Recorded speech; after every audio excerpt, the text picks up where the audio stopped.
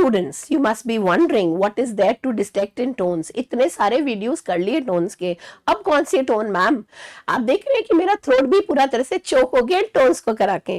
तो अब हम स्टार्ट करें बस एक 60 सेकेंड का एक छोटा सा टिप, एक छोटी सी ट्रिक जिससे आप टोन्स को आइडेंटिफाई करेंगे। How to identify the tones in 60 seconds, something which is very important, the final tip for today. छोटी छोटी ट्रिक्स हैं, छोटे छोटे टिप्स हैं जिनका पूरी तरह से आप ध्यान रखेंगे। राइट, स्टार्ट करते हैं। इसके अंदर क्या क्या आपको ध्यान रखना है। सबसे पहली चीज, the book ends. What is book ends? Naturally the question arises in your mind. Book ends का मतलब है रीड द फर्स्ट 2-3 लाइन्स। सबसे पहले 2-3 लाइन्स को पढ़िए, ठीक है। What is the author introducing about the topic? Topic के बारे में राइटर ने क्या इंट्रोड्यूस किया है और क्या हिंट कर रहा है, वो मेन पर्सपेक्टिव क्या है, क्या स्टैंस है, क्या पोजीशन है राइटर की, राइटर क्या कहना चाह रहा है, ये फर्स्ट 2 लाइन्स से ग्रिप लीजिए। Then read the last 2-3 lines. First 2-3 lines and last 2-3 lines. एक skimming सा method जिससे आप skimming तो कर ही पाएंगे और author का conclusion पर पहुंच जाएंगे, the final judgment और ultimate takeaway, जिसमें कंक्लूडिंग सेंटेंस हमेशा आपको रिवील कर देगा एक फाइनल टोन। मैं ऑलवेज यूज कर रही हूँ एक extreme word, don't miss CLAT aspirants. Understand what the author is talking about and where they land on the issue. तो आपने पहला 10 सेकेंड का अपना यूसेज किया, first 2-3 lines of the passage, last 2-3 lines of the passage, author कहाँ पर land कर रहा है और क्या इश्यू डिस्कशन पे चल रहा है। मूविंग ऑन फर्दर, एक्शन क्या लेना है आपको? Scan entire passage for conjunctions. Scan का मतलब रुकना नहीं है, जहां पे कंजंक्शन है सिर्फ वहीं रुकिए। और ये सिग्नल होगा एक चेंज का आर्ग्यूमेंट, आर्ग्यूमेंट चेंज कर रहा है राइटर वो। However, high yield words कौन कौन से? However, nevertheless, फिर भी, although, but, yet, despite, on the other hand, in words को देखते ही ये जो twist आएगा, ये twisters जो change लाएंगे उसका ध्यान रखना है। ये वर्ड्स सिग्नल करते हैं। कैसे वर्क करते हैं? क्योंकि ये सिग्नल करते हैं राइटर का counter agreement. Like he studied, nevertheless he could not do it, or he did not do much, but because of, but law prep mocks help him to clear CLAT. तो ऐसी चीज जिसमें writer एक counter argument दे रहा है और बहुत important strong opinion दे रहा है। टोन जो है वेरी इंपॉर्टेंट है और ये डोमिनेट हो जाएगी, यहाँ पर मोस्ट इंपॉर्टेंट फोकस पॉइंट पर चली जाएगी, जहां आपको ये समझना है कि राइटर का ये ट्विस्टर किस तरह से आर्ग्यूमेंट को कैच कर देगा। Moving on to scanning the modal verbs. Modal verbs का ध्यान रखिए।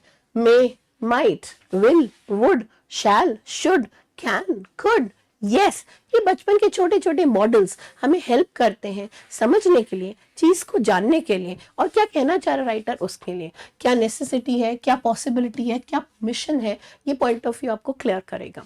इसके अंदर हम वर्ड्स का ध्यान रखेंगे और टोनल क्यू एग्जाम्पल्स, ध्यान से देखिए इन टोनल क्यू एग्जाम्पल्स को, कौन कौन से हैं? Must, should, will, ought to, suggest करते हैं प्रिस्क्रिप्टिव, एक आर्ग्यूमेंटेटिव और डायडैक्टिक टोन। मतलब ये वर्ड्स देखते ही आप अपना एक जजमेंट बना सकते हैं कि ये वर्ड्स हैं और इनके हिसाब से क्या टोन होगी, the prospective tone, argumentative tone और डायडैक्टिक tone.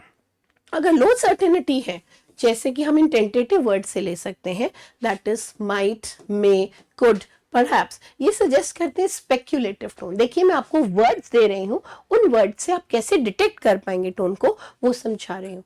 And in this case here we are seeing here कि ये वर्ड्स आपको हेल्प हैंड करेंगे स्पेक्यूलेटिव टोन, टेंटेटिव टोन और कॉशियस टोन का। तो इन वर्ड्स को, इन मॉडल्स को अपने माइंड सेट में फिक्स करिए। Moving on to analysing the evidence type. अब एविडेंस क्या है, चीज को समझना कैसे है इस एविडेंस के बेसिस पर। इन this case look at the support the word the author uses for his claim. Means author क्या क्लेम कर रहा है, मतलब एविडेंस टाइप वर्ड्स क्या है, साइटेशन कौन कौन से यूज करे हैं, कौन कौन सी स्टडीज या डेटा यूज किया उसने, एक एनालिटिकल टोन की तरफ हमें ले जाती है। एकेडमिक टोन, ये एक्सपोजिटरी टोन। आप देख रहे हैं ये क्लैट के फेवरेट्स रहे हैं, हर बार हर चॉइस में हमें ये मिलते हैं। Moving on to personal stories है, एनेक्डोट्स, शॉर्ट स्टोरीज है। तो ऐसी शॉर्ट स्टोरीज, ऐसे एनेक्डोट्स, ये हमें सजेस्ट करते हैं एक personal tone. Reminiscent means recollect the past, सब चीज रिकैप करना, और एक ह्यूमरस फनी टोन, एक फ्रिवोलियस टोन की तरफ। अगर कोई रिटोरिकल क्वेश्चन है या इमोशनल अपील है तो हमको सजेस्ट होती है polemic. Please note the word polemical tone is empirical tone, which is more based on cause effect relationship. It's a persuasive tone, or is it sarcastic tone? मतलब ये words, ये studies और data है, तो we have analytical tone, we have personal stories or anecdotes, तो we have this tone, and if we have rhetorical questions and emotional appeals, then we have this tone. कितना easy हो गया आपके लिए tabular form में इस चीज को याद रखना कि हम tones को easily इस तरह से mark कर सकते हैं। Moving on to our exaggerations. अगर exaggeration understatement है तो क्या करना है? क्या राइटर बहुत बढ़ा चढ़ा कर कह रहा है, या राइटर understatement यूज कर रहा है और quotation marks यूज कर रहा है किसी वर्ड या फ्रेज के लिए, तो क्या करना है?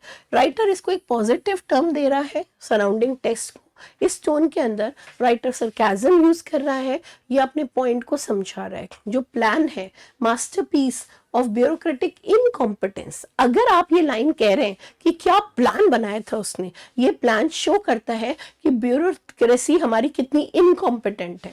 मैं क्या ब्यूरोक्रेसी को प्रेस कर रही हूँ? नहीं, मैं ब्यूरोक्रेसी को प्रेस नहीं कर रही हूँ। मतलब इतना स्मार्ट लॉयर है कि मैं क्या बताऊँ उसकी इनकॉम्पिटेंस के बारे में, तो I am not praising the lawyer. What I am trying to do is in a sarcastic manner talking about it. Failed immediately, कोई चीज का लैक करना, कमी होना, ये चीज पोर्ट्रे करता है ये incompetence. Moving on further, elimination check, बहुत ही इजी एलिमिनेशन चेक है। देखिए हर बार आंसर मिले जरूरी तो नहीं, बट आंसर नहीं मिले तो उस समय क्या करना है, कैसे आप एलिमिनेशन कर सकते हैं। What is the answer? I don't know, but I know one thing कि ए और सी आंसर नहीं होगी। ऐसी परिस्थिति में आप क्या करेंगे? Take your 3 pieces of evidence, bookends, keywords और पर्पस। मैंने आपको ये अभी समझाए थे, if you can see here, ये बुकएंड्स हैं आपके जो ट्विस्टर्स है। Then I talked about the identifiers, the option shifters, जो पूरी तरह से सेंटेंस के लिए pivotal रोल प्ले करते हैं, modal verbs, and then the evidence type, right. इन तीनों का यूसेज करते हैं हम एलिमिनेशन मेथड में। एंड चेक करिए क्या ये ऑप्शन सही है, क्या हम इसको यूज कर सकते हैं। If the passage is full of strong opinion, अगर स्ट्रॉन्ग ओपिनियन है, एलिमिनेट न्यूट्रल ओपिनियन, ऑब्जेक्टिव और इम्पार्शियल। पूरी तरह से ऑब्जेक्टिव मैनर में कभी भी राइटर का पॉइंट ऑफ व्यू फोर्सफुली हो ही नहीं सकता। अगर पैसेज प्योरली फिक्शनल है तो एलिमिनेट कर दीजिए extreme words like vehement, vehement is forceful, और कंडिसेंडिंग, क्योंकि आप कॉमन सेंस पे सॉल्व कर रहे हैं कि अगर ये है, मैं आपको ये नहीं समझा रही हूं कि कैसे करें, बट मैं आपको उसके साथ ये भी समझा रही हूं कि आप अगर आंसर नहीं आता तो एलिमिनेशन मेथड से कैसे राइट आंसर पे पहुंच सकते। I don't know the answer but I know BCD is not the answer, so that trick also works wonders, और इससे आप आंसर निकाल सकते हैं and the answer becomes a. Don't forget, आपको एक ओपिनियन स्कैन बनाना है और ये बहुत कम टाइम में बन जाता है। आपको स्कैन करना है पूरे पैसेज को, उसके वर्ड्स जो चार्ज्ड वर्ड्स है मार्क करने हैं, पावरफुल एडजेक्टिव्स और एडवर्ब्स देखने हैं, फैक्ट्स, नंबर्स हैं, इनसे हमारा कोई मतलब नहीं है। We have nothing to do with all those numbers, they remain neutral and we have to just focus on the adverbs, adjectives, powerful adjectives, क्या राइटर के लिए बता रहे हैं। That point will be very important. And ignore करना है हमें facts और नंबर्स को, क्योंकि वो न्यूट्रल होते हैं। नेगेटिव वर्ड्स देखिए, फार्सिकल स्टोरी है, funny story, misguided, flawed, disastrous, unfortunate, alarming, ludicrous story. His performance was ludicrous, funny. Something where I'm talking in a manner that this thing is lacking in it. Or am I using positive words? Note it, students. Crucial. like your English will play a crucial role in your selection, essential, brilliant, insightful, necessary, pivotal, or promising. Yes, you have to be a promising lawyer. If it is in the sense of sarcasm or irony, I would say apparently he is intelligent. सोचिए जरा, अगर मैं किसी को कह रही हूँ he is apparently intelligent, do I mean he is intelligent? No, no, no. Don't be misguided. Apparently का मतलब होता है वो सिर्फ appearingly intelligent है, वो लगता है intelligent, मतलब intelligent नहीं है. तो ये ध्यान रखिए कि आप इन वर्ड्स का फोकस रखें. Simply, of course, shockingly, apparently, इनसे क्या सजेस्ट हो रहा है, इनसे जहां पे ये यूज हो रहे हैं वो मीनिंग नहीं होगा. Means it will not have that meaning what is being portrayed here. It will be just opposite of that meaning. If we turn to determine the purpose, क्या पर्पस है राइटर का, Why did the author write this? अपने आप से question पूछिए. ये purpose tone का backbone होता है, मतलब कि सबसे इंपॉर्टेंट चीज, हमारी लास्ट मोस्ट इंपॉर्टेंट टिप. आपको ये देखना है कि पैसेज ऑथर ने लिखा क्यों है. क्या आर्ग्यू कर रहा है वो किसी साइड पर, क्या वो किसी पॉइंट पर अगेंस्ट कोई लॉ बता रहा है, कुछ चीज ऐसी जिसमें क्रिटिकल, आर्ग्यूमेंटेटिव या पॉलिमिकल टोन है, या वो किसी कॉन्सेप्ट को समझा रहा है कि एआई कैसे काम करती है, तो वो एक्सपोजिटरी, एक्सप्लेनेटरी या इंफॉर्मेटिव टोन होगी. अगर वो कोई चीज को एनालाइज कर रहा है, समझा रहा है, जैसे आप एनालाइज करते हैं अपने मॉक्स को, तो इन दैट केस वो सुप्रीम कोर्ट की रूलिंग को समझा रहा है, तो उसकी टोन एनालिटिकल, ऑब्जेक्टिव या डिस्पैशनेट होगी. और अगर हम कहें वो एंटरटेन कर रहा है एक पर्सनल स्टोरी समझाकर, तो his tone is humorous, personal and reminiscent. In this case, he is trying to tell us what is the tone and how this tone will play the backbone of the story. Don't miss students, काम सिर्फ 60 seconds का है और आप 100% tone determine कर लेंगे. Please write in the chat box आप कहाँ से कौन सी प्रॉब्लम्स टोन की पैसेज में करते हुए देख रहे हैं, because this is going to be a boost for you. 60 seconds में आप बता सकते हैं आपने क्या प्रॉब्लम्स फेस करी अपने टोन्स में और कौन सी ऐसी टोन है जो आपको समझ नहीं आई.